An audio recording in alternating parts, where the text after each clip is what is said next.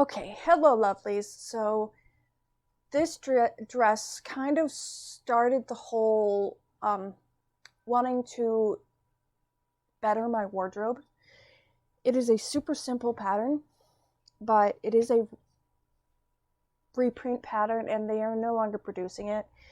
I'm kind of sad about that because I love this pattern and I'd love it if they had more of these, but it is this pattern, which is B5920, and it is a basic shirt dress pattern. It does come with a belt pattern to coordinate in case you want to do that, but it is just a super simple button down shirt dress. It is awesome. I love the way it fits. I ended up doing this in a green rayon linen blend fabric from Joann's. I'll try to link that down below, but I kind of had to hunt around for this pattern. I had like $5 and I wanted a new pattern. That's basically what it came down to, is I wanted a new pattern. So I hunted around and looked for the cheapest, and I was kind of surprised to find this pattern. It is a reprint from a 1951 pattern, and I didn't expect it to go as fast as it did. It took 2 days to do, and if I hadn't been filming, it probably would have taken a day and I could have worn it the next day. It fits well. I didn't have to make many alterations. I'm trying to think if I made any alterations, actually. I don't think I did. Like I said, it fits really well. Oh, I did switch out the sleeve pattern because I don't like sleeves that line up with my bust. It makes me look more top heavy than I am. So I ended up putting just a cap sleeve instead, so that it would make my shoulders look wider so my waist looks smaller. But that's a whole different topic. But I really love how this pattern turns out. I think this is going to be a great summer dress for me. I'm finding that I like wearing dresses as I get older. It is less binding and it feels better when I move around. So I will see you at the end of this video. Well, you'll see the dress at the end of this video. I won't see you because I can't see through the camera, but now I'm just rambling. But yeah, I'm really excited about this pattern and I hope you enjoy watching. Okay, so this is Voice of Rebecca. I just thought that I would talk while you're watching this. I will play music in the background, but here is me just basically starting the cutout process.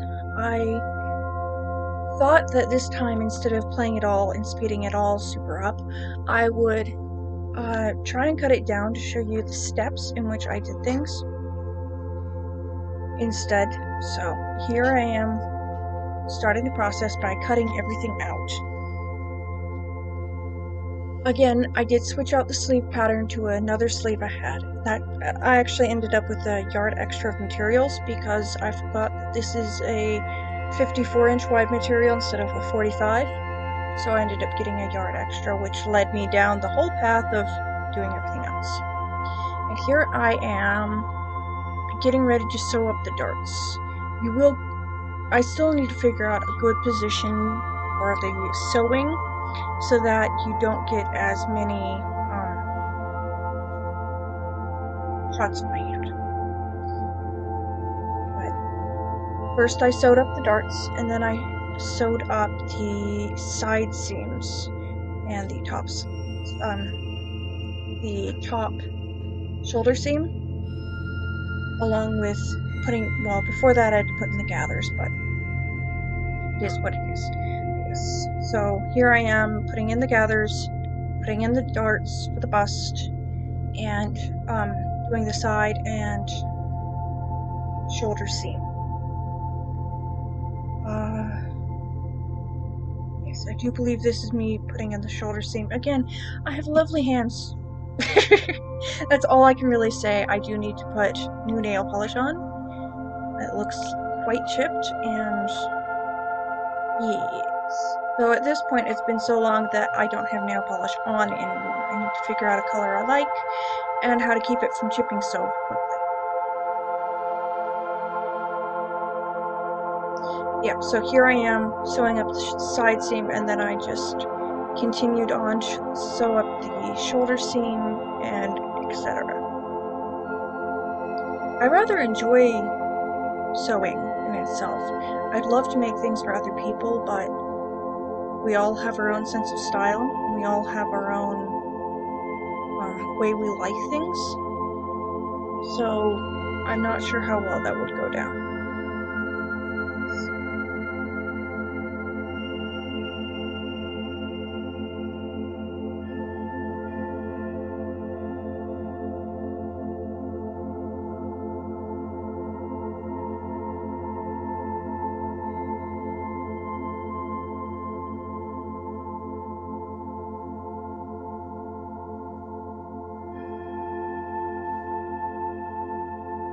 So here I am finishing the side seam and the shoulder seam.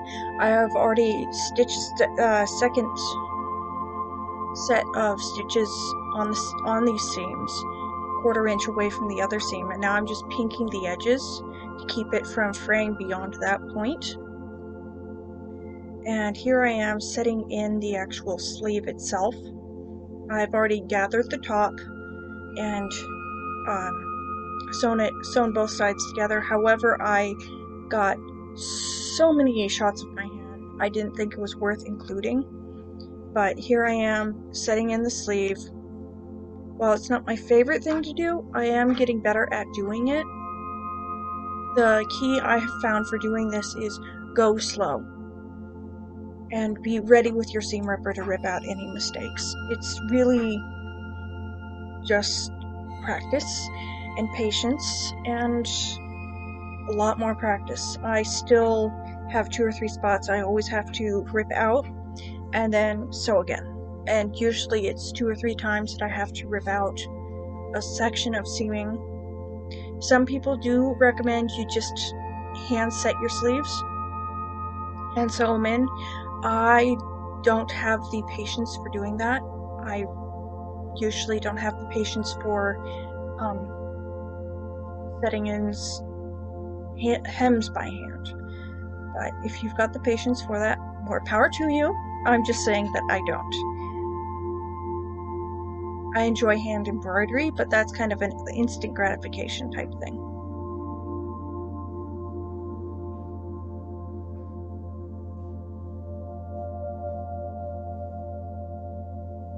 Yes, and I do pay attention to how the fabric feels. And if I feel a gather if I feel some of the fabric starting to pucker, I will go underneath it and pull it a little bit on the fabric. If you've got your needle set down, it won't move. Or at least I found it won't move. Okay, and here I am with my seam ripper.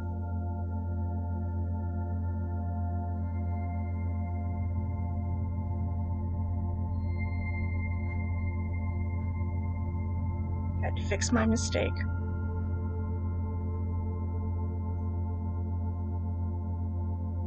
And also, because of how I did the gathers in this one, I did end up having to take out my gathering stitches. Usually though, I will leave them in. If I can't see them from the outside, I don't bother. However, if I can see them, I will, again, pull out the stitches and redo them, so that you can't.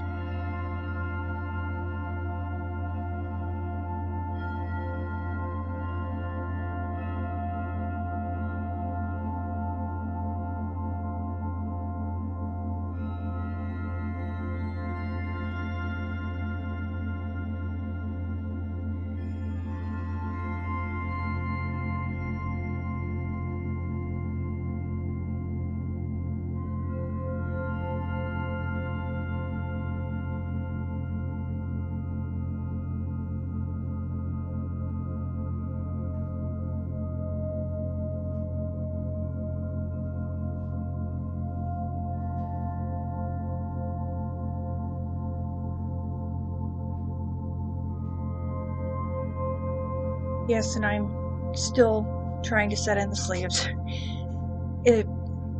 When you set in the sleeves, you want to get one stitch length at the actual seam allowance on the seam itself where you want the shoulder to be.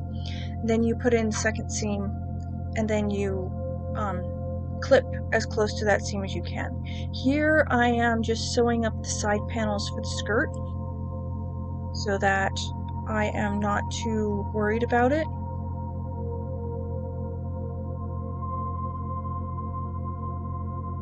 Here I'm just pulling out the pins and again going through and sewing it down a second time, I believe, at this point, so that it's easy to get on and off. And here I am getting ready to set in the facing. I have seamed this on one side, finished it, seamed it, and now I am attaching it and double checking the instructions every once in a while. However, I also, when I did the interfacing on the facing itself, I took a Sharpie and marked the stitch length to the notches on the collar, simply because it won't be seen and I'll be able to see it when I'm stitching so that I can easily pivot.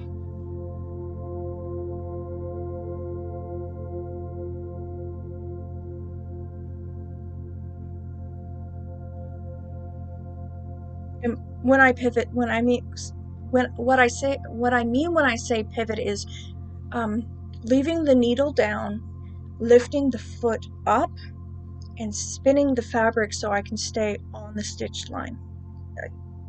This is what I'm doing here. I did speed this section up because I am sewing pretty slowly. No, I'm not sewing at this speed naturally. See, yeah, there I go. I left the needle down, spun the fabric, and then put the foot back down and sewed along the length. I am sewing backwards and forwards at certain points to try and reinforce those points because I think they will not be as integrally strong as some of the others.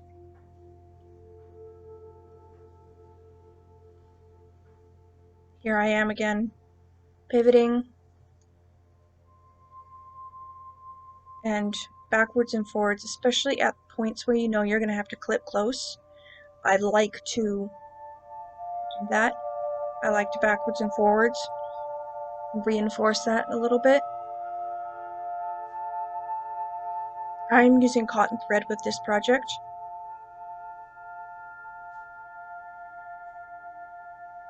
Okay, and here I am getting ready to set the hem for the skirt. So what I did was I pinned 2 inches up. So I've already done a small 1/4 inch hem, but here I am hemming for length as well as stability. So what I do is I use the ruler, mark 2 inches up, pin it down, and then iron that before I move the fabric so that it holds. And that allows me to get a good crisp edge. And then I baste that down with nice long stitches, and then I finish the edge of the hem like this, just by sewing about 1/4 inch away from the edge of the dress, and then folding that under, and then whip stitching the seam to the inside using small stitches so that it can't be seen from the outside. I really like how this is done, and it is a traditional finishing technique. It can take a while. This one I believe took about 2.5–3 hours to complete. However, again, I love how this turned out.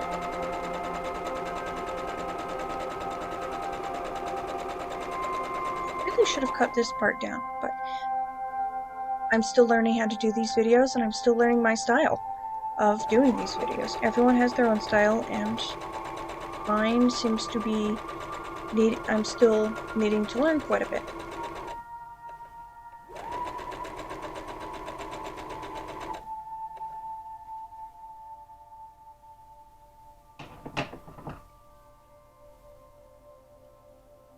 Loose thread.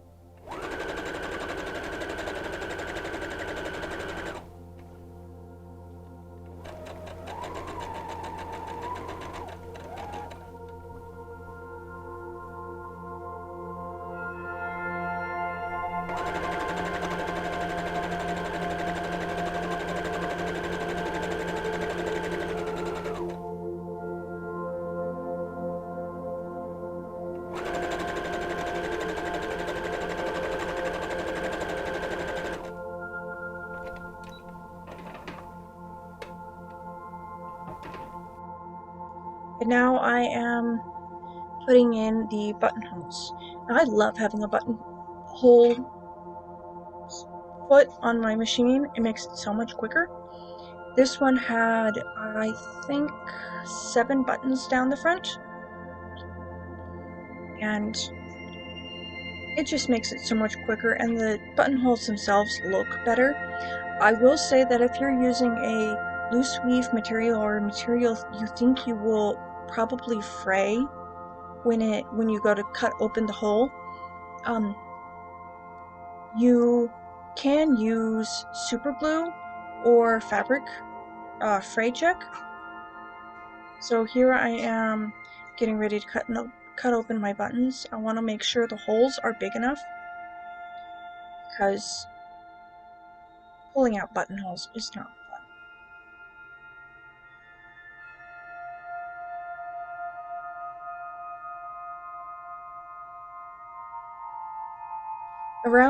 Around about this point I was thinking, oh, I should get a seam ripper out and use that instead. So here I am just lining everything up.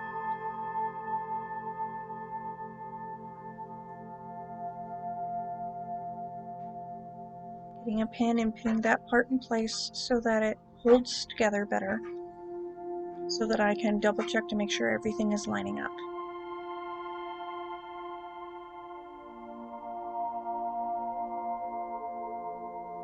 So that as I sew on the buttons, they will line up, and so I won't end up with a cockeyed dress. Basically what it comes down to.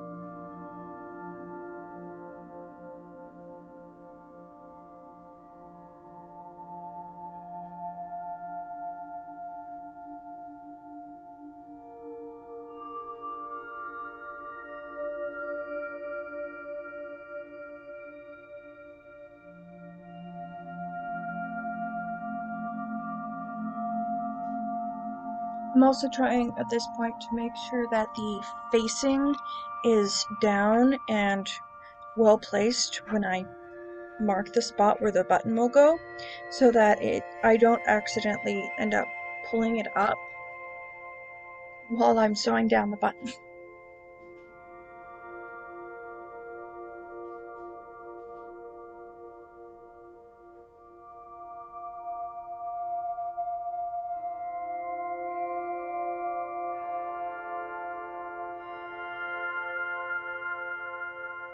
And the buttons I'm using are a metal shank button, so I don't have to do a thread shank to make sure it all lays properly.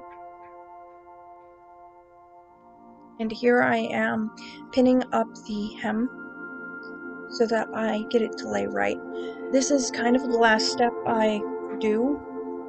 I put it on my dress form, I make sure the dress form's at my height so that I can see how it will lay on me, as opposed to end up looking wonky and cockeyed.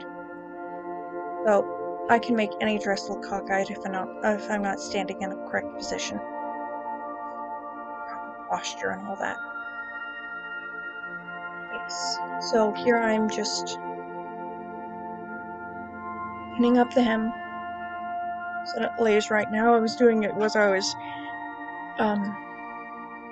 pinning at the seams first to make sure the seams lay flat and line up, and then I was going about halfway down the dress, pinning that up, and then just easing in the hem of the dress so that it lays flat but also flares out slightly, if that makes sense. If you were, say, making a Victorian walking dress, you would probably put tarlatan or some kind of fleecy material in. Here is the finished dress. So, as you can tell, it fits pretty well. I am not wearing the correct undergarments for this dress, but I still like how it fits and I feel comfortable wearing it. That's the matching belt I made to go with it. So I like the black version I made better, so I tend to wear that one with it. But it is comfortable, it's easy to move in, it looks pretty good on me. So altogether, I believe this is a very lovely pattern. If you find it, feel free to make it. And I hope you enjoyed watching. Thank you.